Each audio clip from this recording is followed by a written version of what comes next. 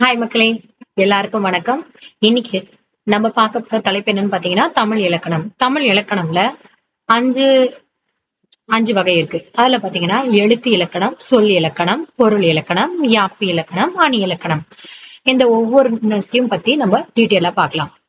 எழுத்து இலக்கணம், எழுத்துக்கள் எப்படி பிறக்கின்றன அப்படின்றதுதான் எழுத்து இலக்கணம். எழுத்து இலக்கணம் வரி வடிவம் மூலமா தான் நம்ம தெரிஞ்சுக்க முடியும். இந்த எழுத்து இலக்கணம்ல உயிரெழுத்துக்கள், மெய் எழுத்துக்கள் மொத்த தமிழ்ல 247 எழுத்துக்கள் இருக்கின்றன. அதுல உயிரெழுத்துக்கள் 12, மெய் எழுத்துக்கள் 18. உயிரெழுத்துக்கள் என்னன்னு பாத்தீங்கன்னா அ, ஆ, இ, ஈ, உ, ஊ, ஏ, ஐ, ஓ, ஓ, ஔ. இது உயிரெழுத்துக்கள். மெய் எழுத்துக்கள் இக், இங், இச், இஞ்ச், இட், இன், இத், இன், இப், இம், இய், இர், இள், இவ், இள், இள், இர், இன். மெய் எழுத்துக்கள் 18. இந்த 2 எழுத்துக்களும் சேர்ந்தாதான் உயிர்மெய் எழுத்துக்கள் நமக்கு பிறக்கும். அந்த உயிர்மெய் எழுத்துக்கள் என்னன்னு பாத்தீங்கன்னா 216. அதாவது ஆ கூட்டல் இக்கு, இக்கு மெய் எழுத்துக்கள் இக்கு கூட்டல் ஆ. நமக்கு ரெண்டும் சேர்ந்து கிடைக்க எழுத்து என்னன்னு பாத்தீங்கன்னா கா. இதுதான் உயிர்மெழுத்துக்கள். இதே இக்கு கூட்டல் ஆ, கா. இக்கு கூட்டல் ஆனா கா. இக்கு கூட்டல் ஈனா கீ. இக்கு கூட்டல் ஈனா கீ. இக்கு கூட்டல் உ, கூ. இக்கு கூட்டல் ஊ, ஊ. இக்கு கூட்டல் ஏ, கே. இக்கு கூட்டல் ஏ, இக்கு கூட்டல் ஏ, கே. இக்கு கூட்டல் ஐ, கை. இக்கு கூட்டல் ஓ, கோ. இக்கு கூட்டல் அவ், சாரி. இக்கு கூட்டல் ஓ, கோ. இக்கு கூட்டல் அவ், கவ். மொத்தம் 18 மெய்யெழுத்துக்களும் 12 உயிரெழுத்துக்களும் சேர்ந்து கிடைக்கின்ற எழுத்துக்கள் நமக்கு எவ்வளவுன்னு பாத்தீங்கன்னா 216. ஒவ்வொன்னா இக்குக்கு ஃபர்ஸ்ட் நம்ம இக்குக்கு பார்த்தோம், அடுத்து இங்குக்கு. இந்த மாதிரி 18 எழுத்துக்களோடையும் நம்ம இணைச்சு கிடைக்கிற எழுத்து எவ்வளவுன்னா 216.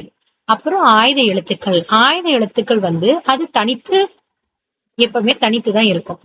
அடுத்து சொல் இலக்கணம். சொல் இலக்கணம் சொற்கள் எப்படி உருவாகுகின்றன அதுதான் சொல் இலக்கணம் சொல்லுவாங்க. இதுல முக்கியமா 4 வகை இருக்கு. ஒண்ணு பெயர்ச்சொல். பெயர்ச்சொல், வினைச்சொல், இடைச்சொல், உரிச்சொல். பெயர்ச்சொல் ஒன்றின் பெயரை குறிக்கும் சொல் பெயர்ச்சொல். அதாவது மரம், கண்ணன், சென்னை, இந்த மாதிரி நிறைய சொல்லலாம். இதுதான் ஒரு ஒன்றின் பெயரை குறிக்கும் சொல் பெயர்ச்சொல். உதாரணம் மரம், கண்ணன், சென்னை. வினைச்சொல். வினைச்சொல்னா ஒன்றின் செயலை குறிப்பதுதான் வினைச்சொல் எனப்படும். அதாவது உதாரணம் பாத்தீங்கன்னா ஓடினான், சாப்பிட்டாள், படித்தார். அதாவது ஆக்ஷன். ஆக்ஷனை தான் நம்ம வினைச்சொல் அப்படின்னு சொல்றோம். இது பாத்தீங்கன்னா இடைச்சொல். இடைச்சொல் பெயரையும் வினையையும் இணைப்பதுதான் இடைச்சொல். உதாரணம் மற்றும், ஆனால், எனவே, அல்லது ஏனெனில். அதாவது நான் படித்தேன், ஆனால் அவன் வரவில்லை. இப்போ இது ஒரு வாக்கியம், இது ஒரு வாக்கியம். இது ரெண்டுத்தையும் இணைக்கிறது ஆனால் நம்ம சொல்றோமா, நான் படிச்சேன் ஆனா அவன் வரல. இதுதான் இடைச்சொல். மழை பெய்தது, எனவே நாம் செல்லவில்லை. மழை பெஞ்சதுனால நான் போல. அதுக்கு நம்ம ரெண்டுத்தையும் இது இணைக்கிறோம் பாத்தியா, அதுதான் எனவே இணைக்கிறோம். அதுதான் இடைச்சொல். அடுத்து பாத்தீங்கன்னா உரிச்சொல். உரிச்சொல் ஒரு பொருளின் குணத்தை குறிப்பதுதான் உரிச்சொல். அழகான மலர், மாநகரம், பெரிய மலை. இந்த மாதிரி நகரம் நகரம் சொல்லுவோம், மாநகரம்னா அதை விட பெருசு. இப்ப இந்த மா சேர்த்தனால நமக்கு இத ஒரு அதோட குணத்தை குறிக்கிறது இல்லையா, அதனால்தான் இது உரிச்சொல்னு சொல்றோம். அடுத்து பொருள் இலக்கணம். பொருள் இலக்கணம் தமிழுக்கே தனி சிறப்பு இருக்கிறது தான் இந்த பொருள் இலக்கணம். இந்த பொருள் இலக்கணம்ல அகம் புறம்னு 2 இருக்கும். அந்த அகம்ல மக்களின் வாழ்க்கை, உணர்ச்சி, காதல், பிரிவு, கூடல், இறக்கல், இந்த மாதிரி எல்லாமே கலந்திருக்கிறதா அகம். புறம் பாத்தீங்கன்னா வீரம், போர், புகழ், தானம், அரசாட்சி, சமூக வாழ்வு, இது எல்லாமே சேர்ந்ததுதான் புறம். இந்த அகம் அகம் வந்து மனம் சார்ந்தது. இந்த அகம் வந்து மனம் சார்ந்ததுலே வந்து அகத்திணைகளும் சேர்ந்து வரும். அதாவது குறிஞ்சி. குறிஞ்சி வந்து மலை நிலம் சொல்லுவோம். முல்லை வந்து காடு நிலம். குறிஞ்சி மலை நிலம்ல இணைப்பு. ஓகேங்களா? முல்லை காடு நிலம்ல காத்திருப்பு. மருதம் வந்து வயல் நிலம்ன்றனால ஊடல். நெய்தல் வந்து கடல் நிலம் பிரிவு இருக்கும். பாலை பாலைவனம் பிரயாணம். இதுதான் வந்து அகத்திணைகள். புறத்திணைகள்ல வந்து வெற்றி வெற்றி வந்து போர் வெற்றி. வாகை வாகைனா வெற்றி கொண்டாடுற விதமா இது பண்றதா வாகை. காஞ்சி, பாடான், புளிஞ்சை, நொச்சி. அகம் வந்து அன்பு உலகம், புறம் வந்து புகழ் உலகம். அடுத்து பாத்தீங்கன்னா யாப்பிலக்கணம். செய்யுள் ஒரு செய்யுளை எழுதுறோம்னா அதுக்குன்னு ஒரு சில விதிமுறைகள் இருக்கு. அந்த விதிமுறைகள் வந்து எப்படி எழுதணும் அப்படின்றத வந்து சொல்றதுதான் இந்த யாப்பிலக்கணம். அதாவது இந்த யாப்பு இலக்கணம்ல 5 அடிப்படை அம்சங்கள் இருக்கு. என்னன்னு பாத்தீங்கன்னா அசை, அசை, சீர், தளை, அடி, தொடை. அசை எழுத்துக்களோட குறைஞ்சபட்ச சவுண்ட் இருக்கு இல்லையா, ஒலி இருக்கு இல்லையா, அதுதான் வந்து அசை சொல்லுவோம். அந்த அசை வந்து நேரசை நிறையசை. நேரசை நிறையசை. நேரசைனா கால், நீர், வேல். நிறையசைனா மலை, மலர், தென்றல். சீர் சீர்னா ஒன்றுக்கு மேற்பட்ட அசைகள் சேர்ந்து அமைவதுதான் சீராகும்.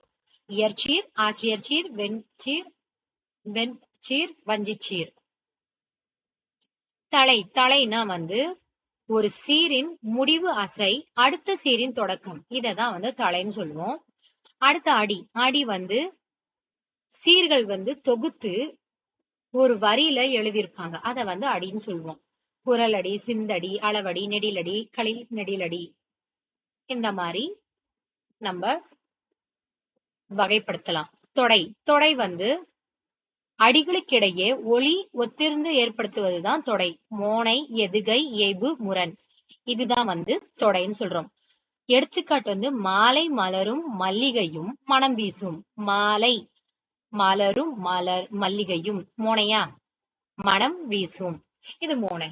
முதல் எழுத்து ஒன்று ஒரே மாதிரி வர்றது மோனை. இரண்டாவது எழுத்து ஒன்று வர்றது எதுகை. யாப்பின் வகைகள். யாப்பின் வகைகள் வந்து செய்யுள்ள பொதுவா 4 வகைப்படும். ஒண்ணு வெண்பா, ஆசிரியர்பா, கலிப்பா, வஞ்சிப்பா. வெண்பால வந்து நேர்மை, நாணயம் எல்லாமே இருக்கிறதா வெண்பா. ஆசிரியர்பா வந்து இயல்பான ஓசையை வந்து நடையுடையதுதான் ஆசிரியர்பா. கலிப்பா வந்து துள்ளல் ஓசை உள்ளது. வஞ்சிப்பா வந்து வீர உணர்ச்சியை வந்து குறிக்கும், அதுதான் வஞ்சிப்பா. நினைவில் இருக்க வேண்டியது என்னன்னு பாத்தீங்கன்னா யாப்புல இந்த 5 தான்.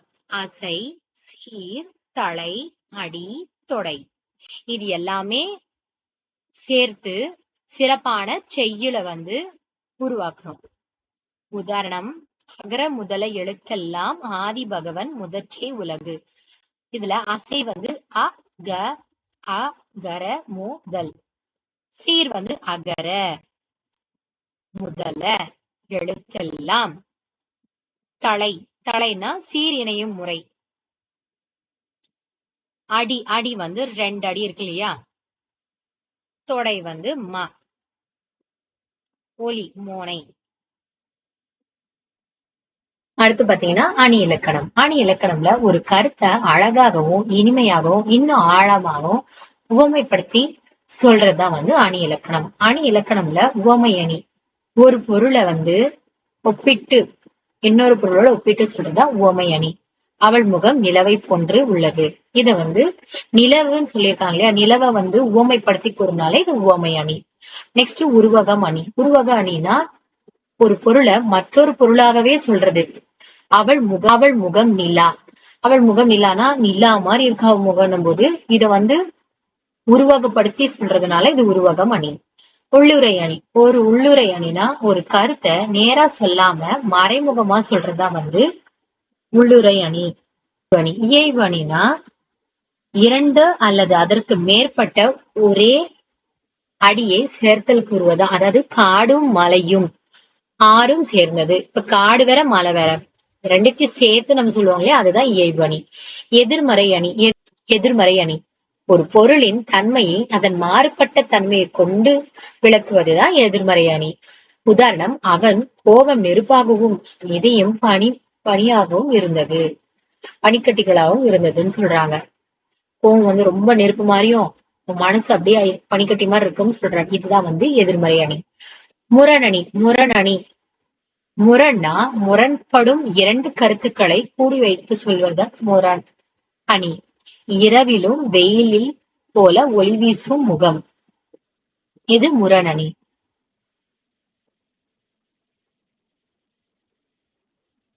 அதிர்ஷ்டயோக்தி அணி. அதிர்ஷ்டயோக்தி அணி அப்படின்னு பாத்தீங்கன்னா உயர்வு நவிர்ச்சி அணின்னு சொல்லலாம். இந்த உயர்வு நவிர்ச்சி அணியில ஒரு பொருளோட தன்மைய மிகப்படுத்தி கூறி அத வியப்பு உண்டாக்குவதுதான் உயர்வு நவிர்ச்சி அணின்னு சொல்றாங்க.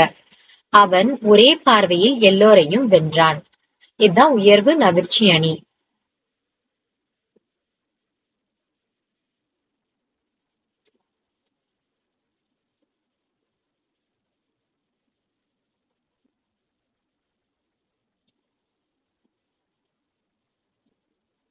நயவஞ்சக அணி. நயவஞ்சக அணினாவே நமக்கு நல்லா புரிஞ்சிருக்கோம்.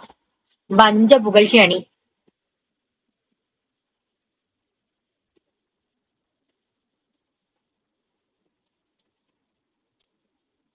வஞ்ச புகழ்ச்சி அணியதான் நம்ம நயவஞ்சக அணி அப்படின்னு சொல்றோம்.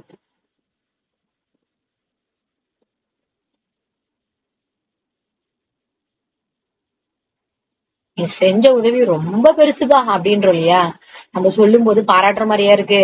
அதுதான் நயவஞ்சக அணி, வஞ்ச புகழ்ச்சி அணி. தேங்க்ஸ் ஃபார் வாட்சிங். பிடிச்சிருந்தா லைக் பண்ணுங்க, மறக்காம நம்ம சேனலை ஃபாலோ பண்ணிக்கோங்க, சப்ஸ்கிரைப் பண்ணிக்கோங்க.